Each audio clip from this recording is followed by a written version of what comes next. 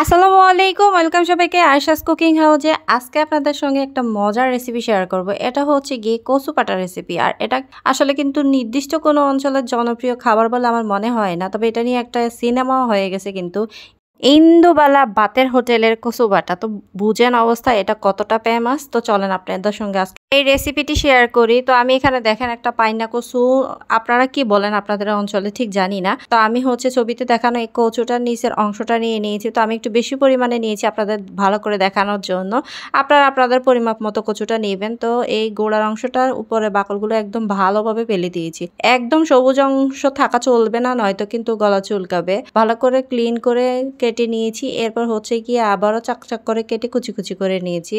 এতে হয় কি সুবিধা হয়। তো হচ্ছে গিয়ে আমি এখন এর সঙ্গে একটু লবণ আর একটা লেবু ভালোভাবে চিপে দিয়েছি। কচুর পরিমাপ অনুযায়ী আপনারা লেবু দিবেন। অবশ্যই লেবুটা দিয়ে পানি দিয়ে বেশ কিছুক্ষণ সময় ধরে রেস্টে রেখে দিবেন, তাহলে দেখবেন যে একটা গলা চুলকানো ভাবটা থাকে ওটা চলে যায়। তা আমি হচ্ছে 20 মিনিট মতো ভিজিয়ে রেখেছি। এরপর হচ্ছে গিয়ে ভালো করে পানিটা ঝরিয়ে উঠিয়ে আবারও ক্লিন করে নিয়েছি। আর এই কচু বাটা করার জন্য যা যা লাগবে, এখানে আমি ঝালের পরিমাপ অনুযায়ী কাঁচামরিচ নিয়েছি, আর নিয়েছি একটা বড় সাইজের রসুন, কোয়াগুলো খুলে নিয়েছি। সঙ্গে নিয়েছি আমি পেঁয়াজ 3-4টা একদম চাকচাক করে কেটে, আর সাথে নিয়েছি সরিষা তো মাস্ট বি লাগবেই। সরিষা নিয়েছি 2 টেবিল চামচ। আমি আমার পরিমাপ অনুযায়ী নিয়েছি, আপনারা আপনাদের পরিমাপ অনুযায়ী নেবেন। তো হচ্ছে গিয়ে আমি তো কচুটা বাটতে একটু কষ্ট হয়, চাইলে আপনারা ব্লেন্ডারও বেটে নিতে পারেন, তবে পাটায় বাটা স্বাদই অন্যরকম। আমি একে একে সবগুলো বেটে নিচ্ছি। আর সরিষার সঙ্গে হচ্ছে কাঁচামরিচটা না দিলে কিন্তু একদম সরিষা বাটাটা তেতো লাগবে। তো সেজন্য আমি কাঁচামরিচ আর সরিষা একসাথে বেটে নিচ্ছি।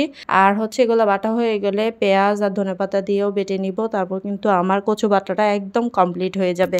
সবার মতো আমিও আগে মনে করতাম এই কচু বাটাটা না জানি আসলে কত গলা চুলকায়, এভাবে কাঁচা কচু বেটে খাওয়া আসলে কি সম্ভব, কারণ আমি বেটে দেখিয়েছি, আমি খেয়েছি, আমার কাছে একটু পরিমাণও গলা চুলকায় নাই এবং কি টেস্টও ছিল ভালো। তো যার যার টেস্ট এক একজনের এক এক রকম। তারপরও আমি বলবো আপনারা বাসায় একবার ট্রাই করে দেখতে পারেন, ভালো লাগতে পারে। গরম গরম ভাতের সাথে কিন্তু ভীষণ মজার। আমার সবগুলো কচু বাটা হয়ে গেছে। এখন আমি এর সঙ্গে একটু সরিষার তেল আর পরিমাণ মতো লবণ মিক্স করে নিয়েছি। এই তো ব্যাস, আর কিছুই লাগবে না। এখন হচ্ছে গিয়ে আমি শুধু তুলে নিচ্ছি পাটা থেকে। এবার শুধু গরম ভাত দিয়ে খাওয়ার পালা। তো উপর দিয়ে আমি আবারও একটু সরিষার তেল দিয়ে দিয়েছি, আর সঙ্গে কাঁচামরিচ আর একটু লেবু দিয়ে ভাত খেলে মানে কি বলবো, অমৃত লাগবে। আপনারা একবার হলো বাসায় ট্রাই করে দেখতে পারেন। আর রেসিপিটি কেমন লাগলো অবশ্যই জানাবেন। ভালো লাগলে লাইক কমেন্ট শেয়ার করবেন। আজকের মতো বিদায় নিচ্ছি। দেখা হবে অন্য কোনো এক ভিডিওতে, অন্য কোনো রেসিপিতে। সে পর্যন্ত সবাই অনেক বেশি ভালো থাকবেন। সবার জন্য শুভকামনা। আল্লাহ হাফেজ।